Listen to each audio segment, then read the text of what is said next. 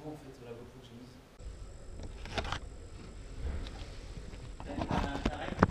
Ouais.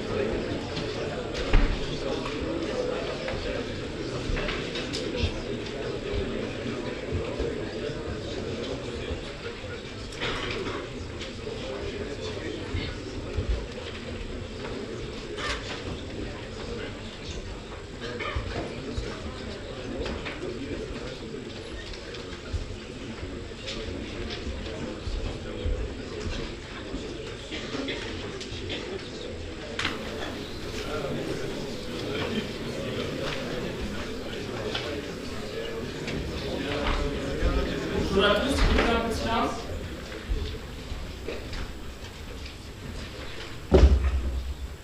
Donc, bienvenue, c'est votre premier cours, je crois. Donc, ce sera un cours de physique quantique. On commence par les choses les meilleures. Donc j'ai plusieurs choses à faire, notamment un discours de bienvenue. Ça vous a déjà été fait, je crois, par M. Duquin, mais jamais de retour. Donc bienvenue à l'école des mines de Nantes. Vous avez eu par le concours Mines Télécom, donc c'est une très bonne école, notamment grâce à son réseau Subatec, centre de recherche Subatec. Alors, moi je m'appelle M. Adjer Rajboulou. Je suis doctorant en dernière année à l'école, dans le centre de recherche Subatec en physique quantique. J'ai fait ma thèse au centre de documentation si vous voulez. Je m'applique à résoudre certaines équations de physique quantique grâce aux mathématiques. Moi je viens de Mumbai, en Inde, où j'ai fait un master en physique quantique. Et ensuite j'ai intégré directement l'école des mines de Nantes pour un doctorat. Donc je ne suis pas beaucoup plus âgé que vous, ne vous inquiétez pas. On va bien se comprendre.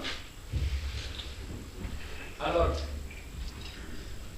je suis RUV. RUV, c'est-à-dire responsable d'unité de valeur. Unité de valeur, c'est quoi? C'est simplement, comme avant vous avez mathématiques, physique, français, maintenant vous avez des unités de valeur. Voilà, c'est pas très compliqué. Et dans chaque unité de valeur, vous aurez plusieurs modules. Notamment celui-ci, physique quantique, le premier module. En physique et modélisation, donc, le premier UV, vous aurez 3 modules.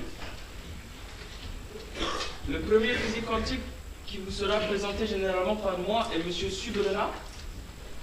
Le deuxième, nanotechnologie par Paul-Bernard Rossio.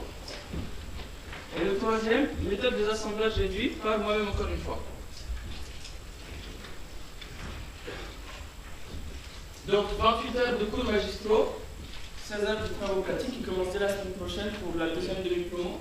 Je ne sais pas si vous connaissez les demi-promos ou pas. Non? D'accord. Ça vous sera fait d'ici la fin de la semaine. S'il vous plaît, un peu de silence. Les micros ne marchent pas, je ne peux pas l'effort. 2 conférences. Une le 22 octobre, s'il vous plaît, un peu de silence. Une le 22 octobre par M. Étienne Klein, un très grand physicien français. Et la deuxième le 10 octobre par M. Serge Laroche, prix Nobel, co-prix Nobel, en fait, exactement, en physique. Donc, nous allons mettre ensemble quelques règles de vie pour que tout se passe bien, en fait. Premièrement, les retards. Premier cours, j'accepte un peu les retards. À partir du prochain cours, la semaine prochaine, plus d'1 minute de retard, je ne vous accepte pas en cours. 1 minute, c'est le temps pour s'installer, donc ce sera suffisant. Les places, je veux qu'on occupe toutes les places au premier rang. Cette année, ce ne sera pas un problème, vous êtes beaucoup. Ça devrait aller. Les absences. Je sais que les CM, vous aimez ne pas y aller. Ça m'est égal, vous pouvez ne pas venir, hein, c'est pas un problème. Mais sachez que je fais beaucoup d'interrogations en cours et beaucoup d'interrogations au tableau. Et vous verrez que ça compte pour le module. Les ordinateurs, est-ce que vous avez vos connexions campus? Non, pas encore. Car je mets mes slides sur Internet et vous pouvez les avoir en direct et PowerPoint, vous pouvez mettre des commentaires pour noter le cours, c'est pas mal. Pas de téléphone, évidemment, ni vibreur, hein, ça s'entend. Et enfin, je suis disponible au bureau C118 à Subatec. Tous les jours, le lundi, le mardi et le mercredi en fait, de 18h à 19h. Si vous avez des questions, si vous voulez vous entraîner sur les exercices, vous pouvez venir à mon bureau. Nous travaillerons ensemble. Voilà. Donc, les évaluations. Le 16 janvier, un DS de 4 heures, 40%. Si vous avez 20 sur 20 à cette DS, c'est bon, vous validez. Pas de problème. Après, il faut avoir 20 sur 20. Hein. Résumé de cours. C'est très simple, à la fin de chaque heure et quart, donc vous avez compris que les cours c'est 1 h 15 à chaque fois. À chaque heure et quart, 3 élèves passent au tableau pour faire un résumé de cours. Cette année, ils ont l'idée.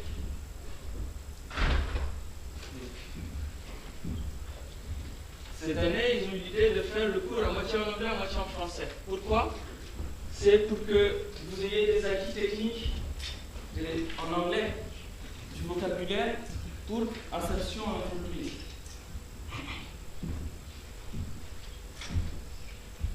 Et enfin, dynamisme en cours, question ponctualité, c'est ce que je vous disais. C'est les petits exercices au tableau en cours, les petits DS écrits. Sachez que si vous êtes absent une seule fois à un des CDS, je mets 0 directement. Parce que je ne vais pas pousser. Donc, nous allons commencer le cours de maintenant jusqu'au 10 octobre, c'est-à-dire 5 cours magistraux.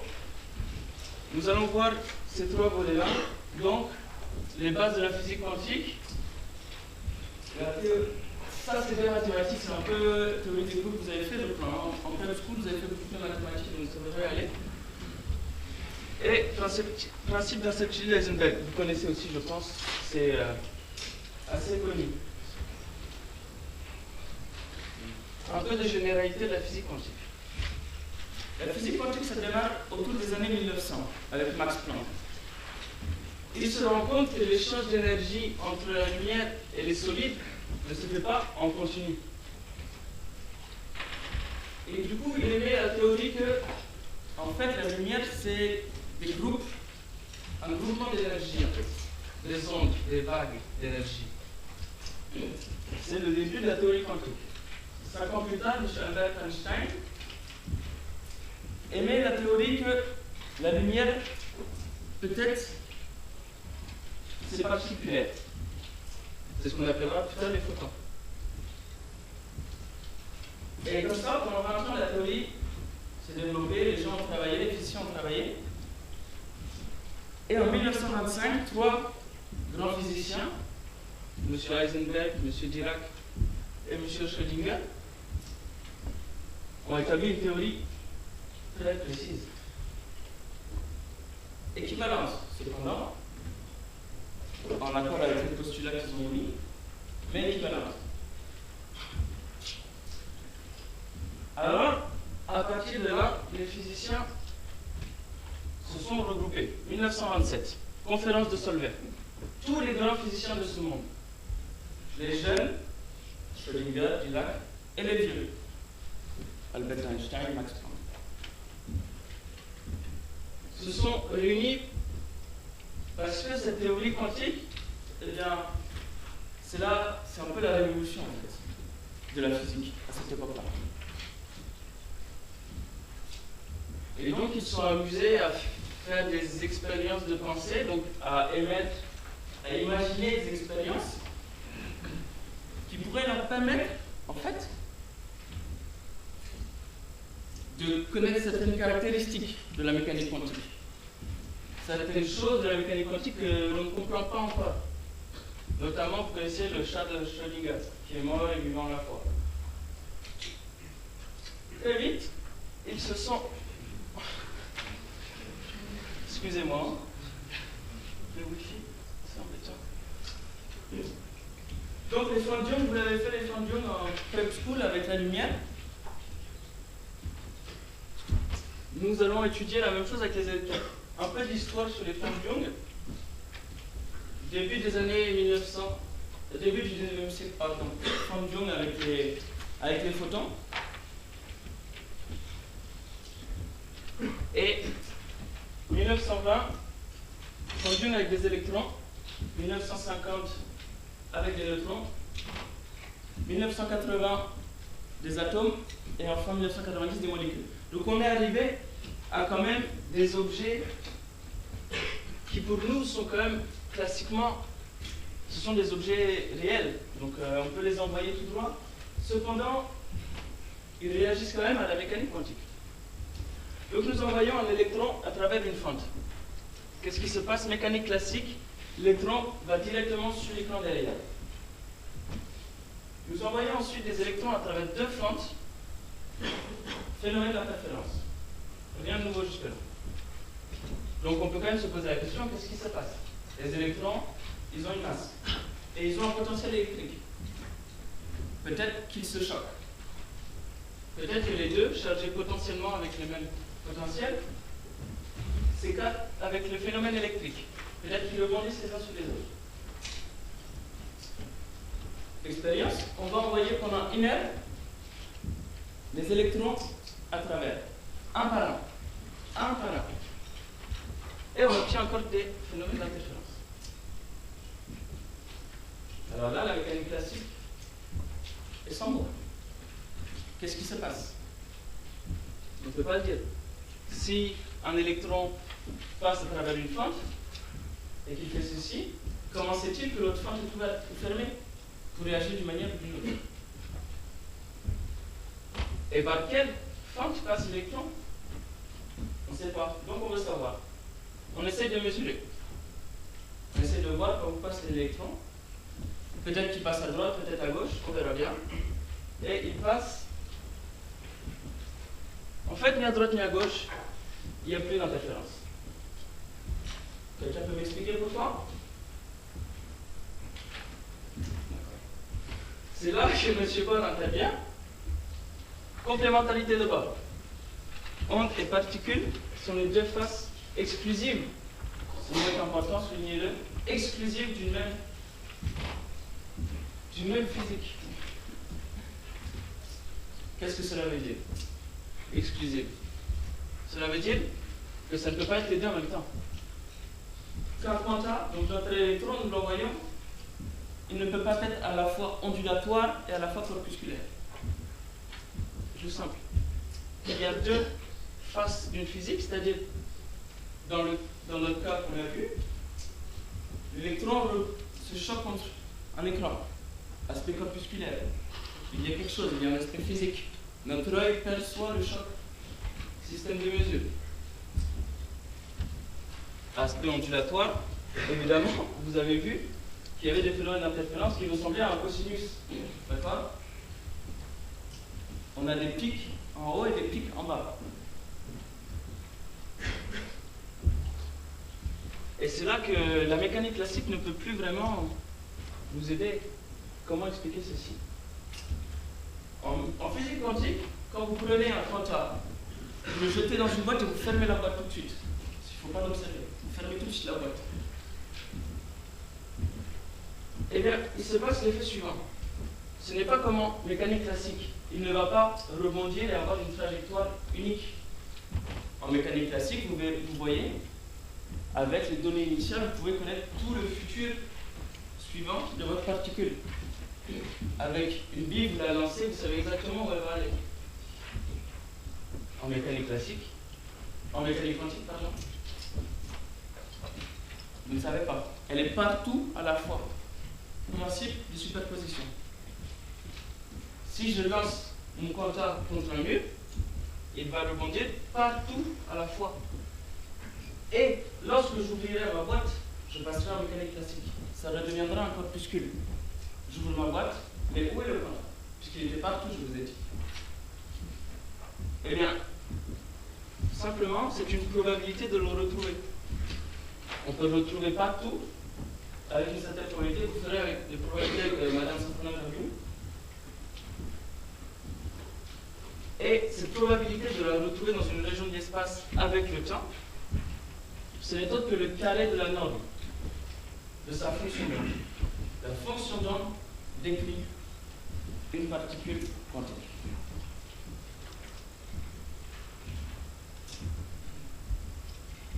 Alors, n'oubliez pas que nos fonctions d'onde sont dans C. Hein. On travaille avec C, on ne travaille pas avec R, pour la norme. Correspondance entre impulsion et longueur d'onde. Donc ça, c'est des petits... je vais se noter rapidement. Monsieur de Broglie a réussi à trouver quelques correspondances en physique quantique. Voilà. Principe d'incertitude d'Eisenberg. On commence à parler de choses intéressantes. principe de la stabilité d'elle-même, alors, qu'est-ce que c'est? Simplement que, de fait, que l'on ne peut pas déterminer exactement la position d'un élément quantique, mais tout simplement, certaines choses ne marchent pas. Vous connaissez tous l'impulsion, la masse par la vitesse. En mécanique quantique, on fait attention car l'impulsion n'est pas toujours égale à la masse par la vitesse, car certains objets n'ont pas de masse. Exemple, les photons n'ont pas de masse. Comment faire pour avoir son impulsion? Postulat. Donc je vous demande d'accepter ceci. D'accord? Postulat. À un instant t0, un système physique est décrit par une fonction d'onde. Si le cours t0 contient toute l'information sur le système, ce que je vous dirais, une particule quantique est décrite entièrement par sa fonction d'onde. Bien que l'on ne sait pas où elle se trouve. Opérateur. Je vais vous introduire ensuite à la prochaine partie. Postulat. S'il vous plaît, un peu de silence. Un peu de silence, s'il vous plaît. Postulat 2. Nous avons besoin, des fois, de comprendre certaines choses sur notre système. Comment faire? À partir de la fonction d'onde, en y appliquant des opérateurs, nous pouvons obtenir certaines choses. Je vous laisse écrire le deuxième postulat. Nous pouvons discuter, ceux qui veulent discuter des postulats avec moi, je serai disponible ce soir entre 18h et 19h au bureau 78.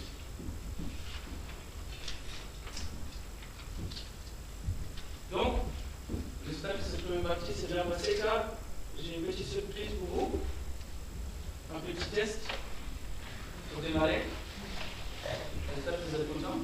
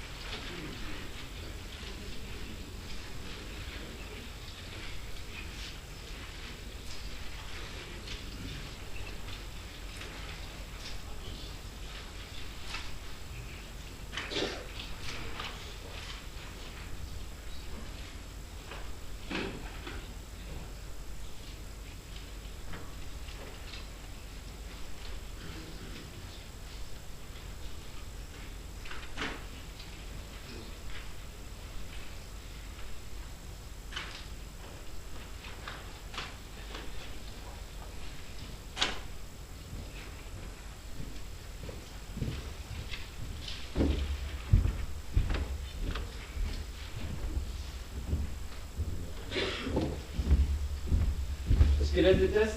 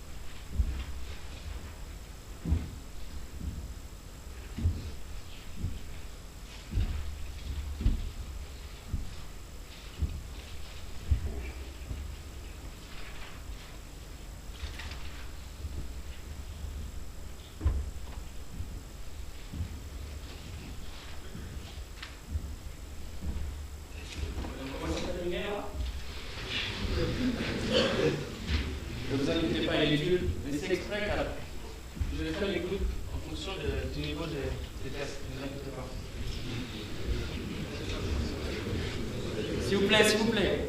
S'il vous plaît. S'il vous plaît.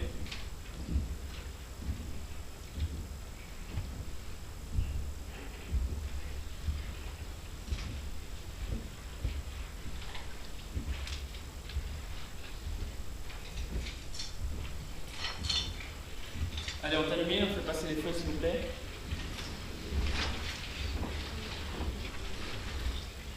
C'est un peu compliqué, mais c'est que des mathématiques, normalement. Vous êtes censés être bons dans ça. Allez, on fait passer. On a un cours à pousser aujourd'hui, on ne va pas perdre de temps.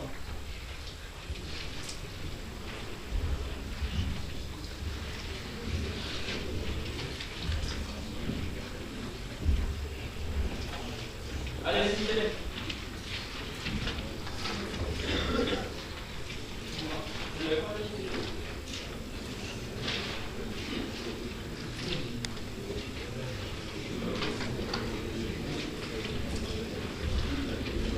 Faites passer les feuilles au premier rang, je vais ramasser tout ça.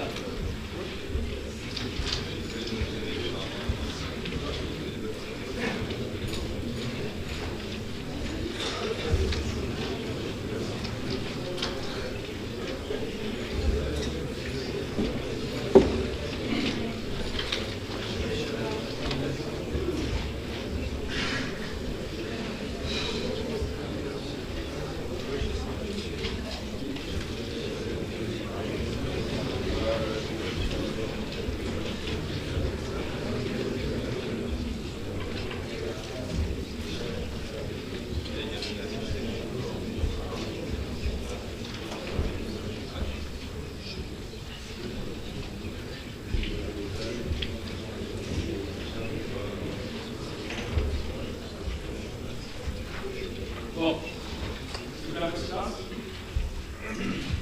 donc Madame Abedi vous l'a dit, nous allons faire une partie du cours en anglais. Donc, s'il vous plaît.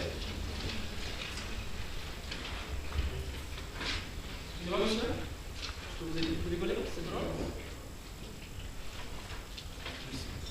Donc, nous allons faire une partie du cours en anglais. Mais ne vous inquiétez pas, normalement vous avez les bases car vous avez fait un test d'anglais pour l'université d'école, on m'a dit, et puis vous sortez un test d'anglais, donc ça devrait aller. Donc, j'ai un petit accent en anglais, donc s'il vous plaît, on est indulgent. On rigole pas trop, c'est pas très beau. Parce que lorsque nous ferons des exercices dans mon bureau en anglais, je ne me montrerai pas. Donc, s'il vous plaît, soyez indulgents. So now I'm going to turn into English.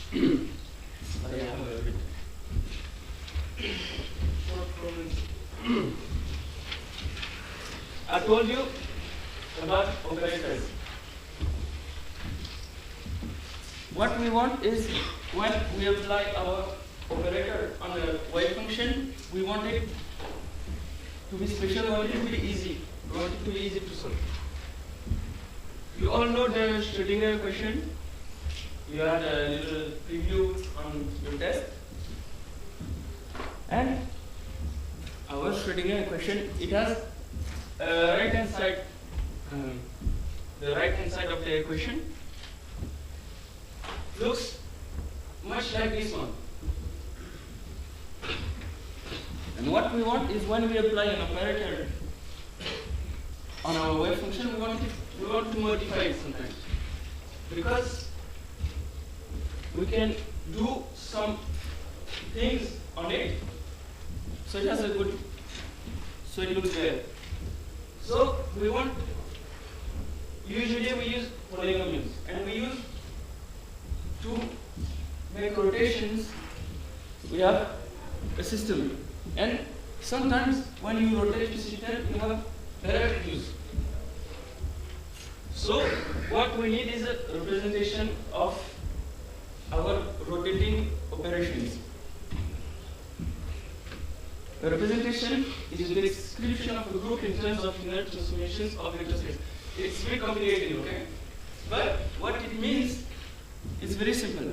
It's when you have a group you want to represent it in terms of matrices, square matrices. Because when you will apply an operation, it will simply be the matrix multiplication.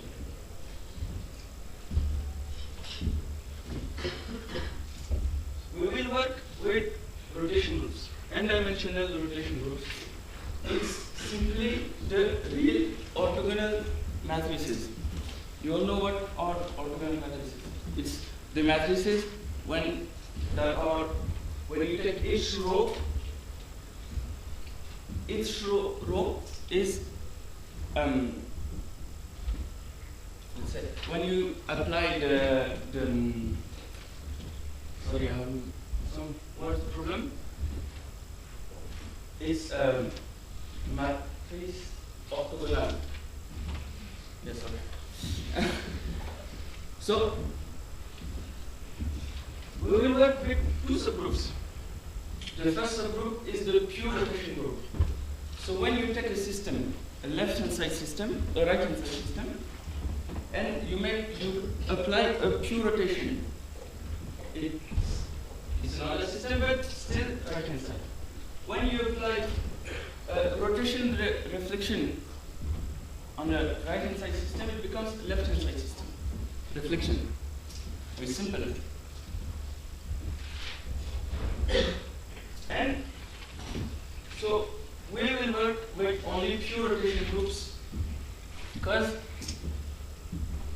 we want our way, because we're still working in quantum physics. Don't forget it. We want it to still be, we don't want to change the imaginary part. Okay? Do you still follow me?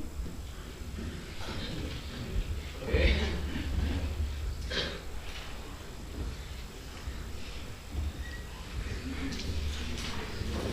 This, don't worry, we won't, this is complicated, okay? But we won't use this. It's just so generally knowledge. This is simple, actually, and even for you, your culture is very good because we are working with rotations. When you think about rotations, you think about polar systems. And this is a solution of the polar systems using the Legendre polynomials. You know the Legendre polynomials? No? We will see about that later, don't worry.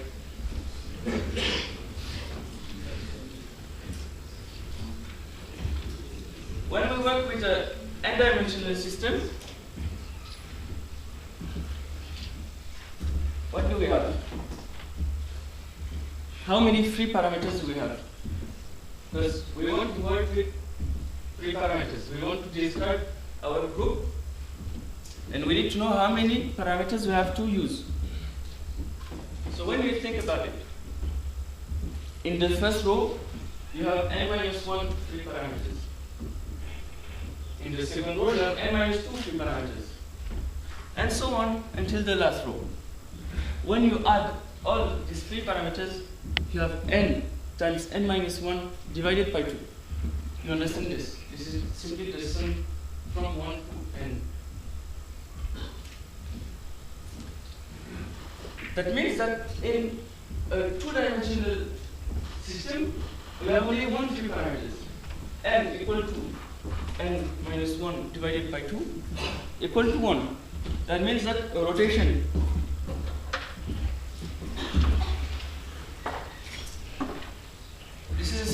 a rotation is only described by one parameter. Actually, it's fairly easy to understand.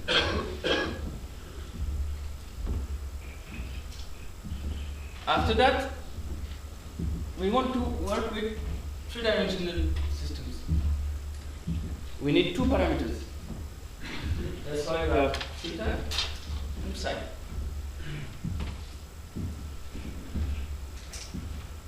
But our system, we need to describe it. We need to make it easier to understand.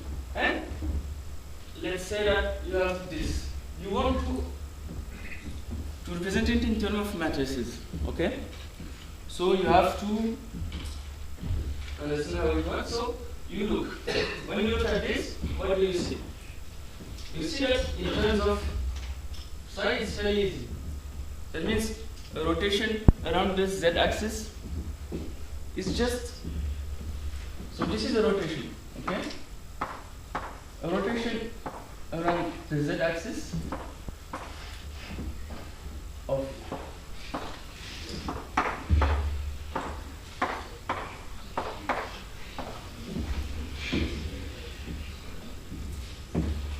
when you look at this, it looks very complicated. Actually, it's fairly easy.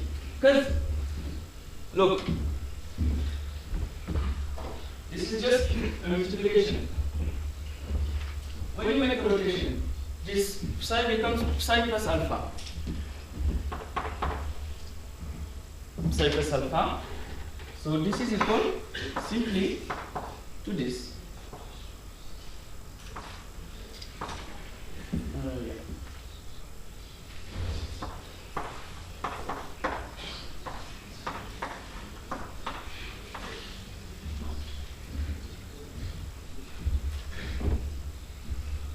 So we know that the representation with alpha will be easy. So I'm going to ask someone to come on the board.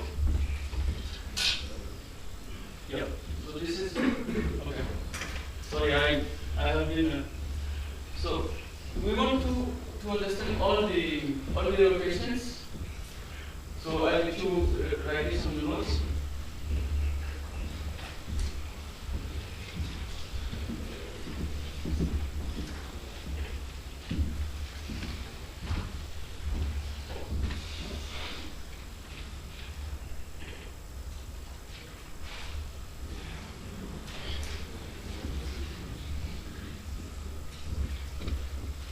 So if someone wants to come in my office tonight, we can do this exercise. It's very, very funny.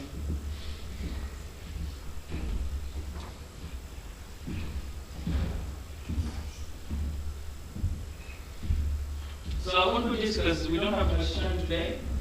I think we're coming about the ending of our lecture. So now that we want to see how to make a representation of please.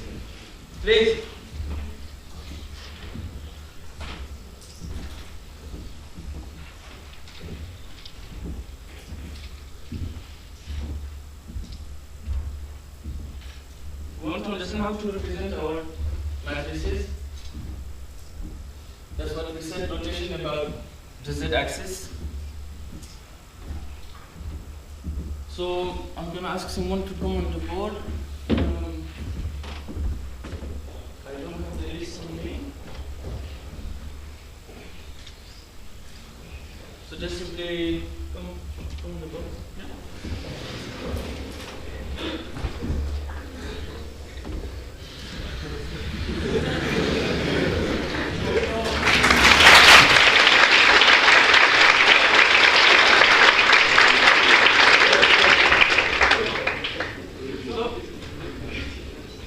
What do you understand in this?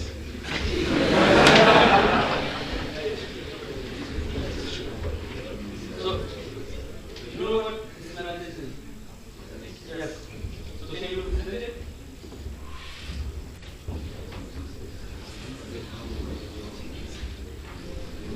Hurry up.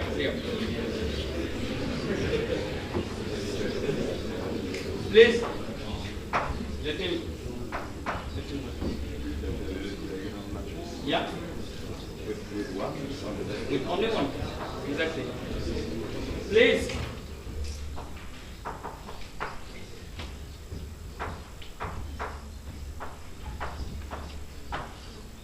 Yes, exactly. So now I told you that what is this? If I come back on the last one, you see that there is a sum. And this parameter changes from -L to L.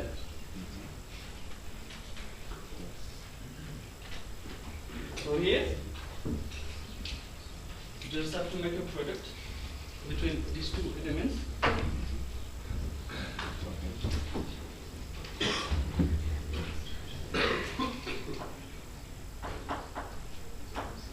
But you have to think that this parameter doesn't mean anything actually. It's just for the sum. Okay? So you have to change it in function of the sum we had just in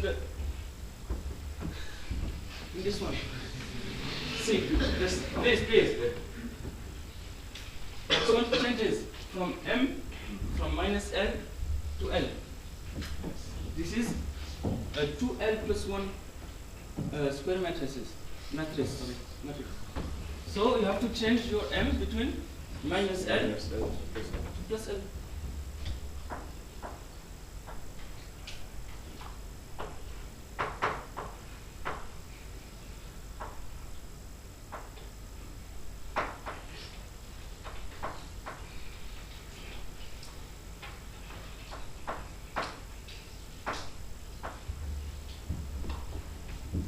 If you do that, you agree with me that this is bigger than this.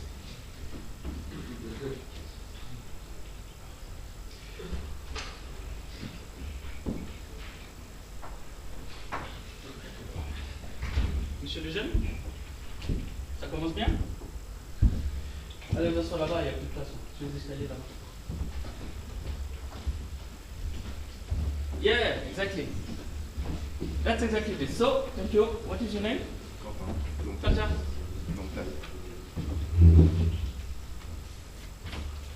Just write it here.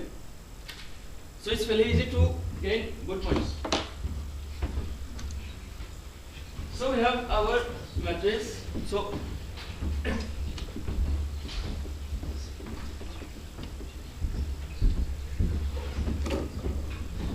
this is the representation of the group of the rotations about the z-axis.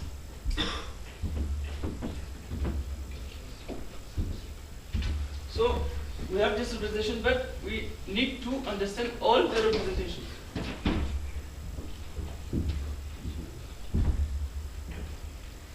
We need to understand all the representation, and to understand all the representation, we have to make actually this sum, but this sum in a particular way. What you need to understand is that the rotation reflection group will be very helpful in this, because we will try to go through the rotation reflection group. Mr. Lejeune, what are you doing? And you don't take notes. Again. Please get out. Get out. And the position, and here, 2.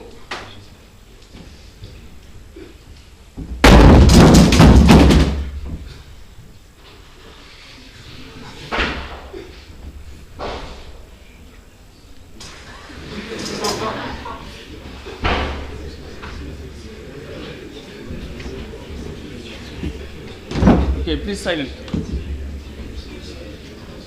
Please silent.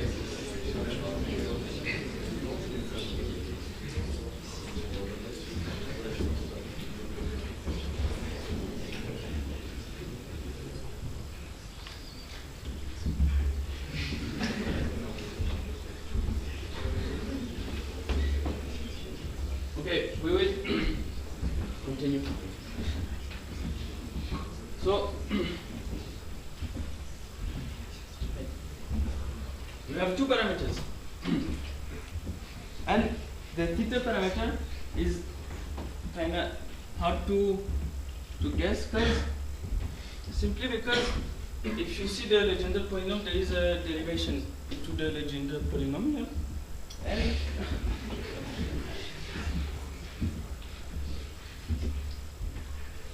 as you can guess it, the derivation is quite hard to represent. So that's what I said. We can do it if you have time. We'll do it in front of you maybe we'll do it now because we have still some time. I think we finish at, yeah, we have 5 minutes. In 5 minutes we can do it. So we can show the reducibility of our subgroup simply because if we find that all the matrices that commutes, you know what is commutation? Okay. Because a representation of a group has to be abelian, of course. And this representation, if we can show that all the matrices that commutes with our, so this is our representation of our group. If we can show it reducibility, we don't need to show that they are orthogonal one on the other. So this is easier.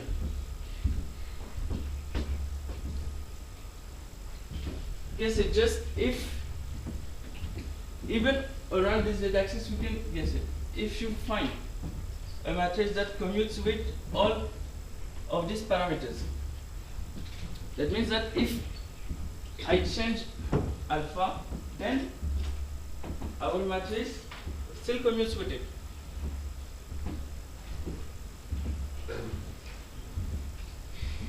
Then is it a constant matrix or not?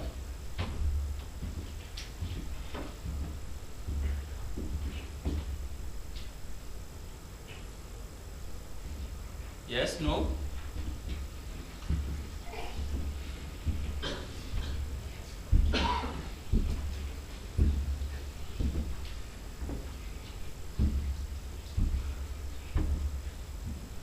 Are you listening?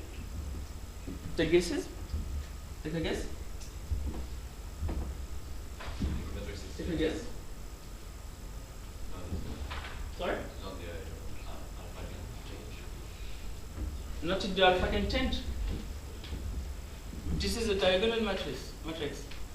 And diagonal matrix commutes with every matrix. So if we only take alpha in count, we cannot show this. We have to take all the three parameters. Knowing that if we said that in 3 dimensions we can work with only 2 parameters. That means that we have to eliminate one of the parameters. We said that a rotation around alpha is easy. Yes. But maybe that with our representation here, it will be easier. We will only have 2. So if we come back here,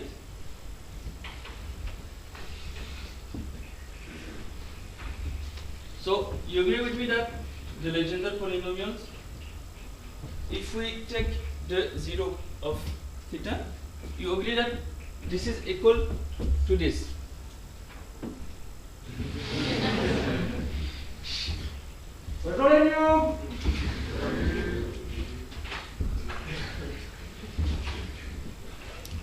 Usually at the first lecture they come and do stuff like this. This is a Croissant.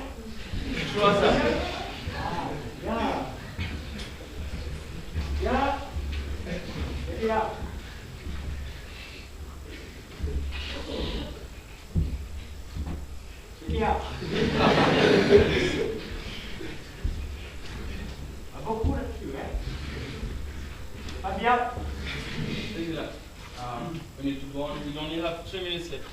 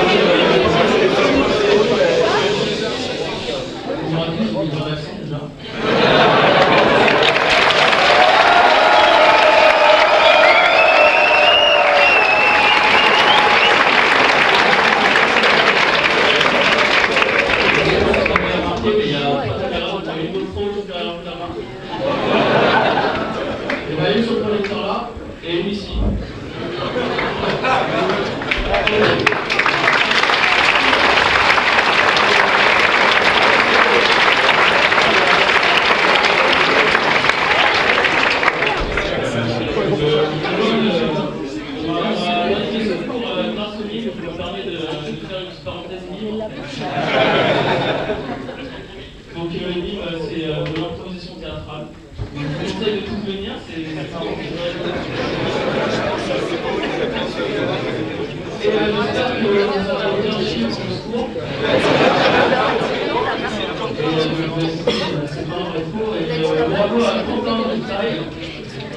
Si tu passes à notre approche, je pensais vraiment pas que t'allais y arriver. On est censé faire de bravo.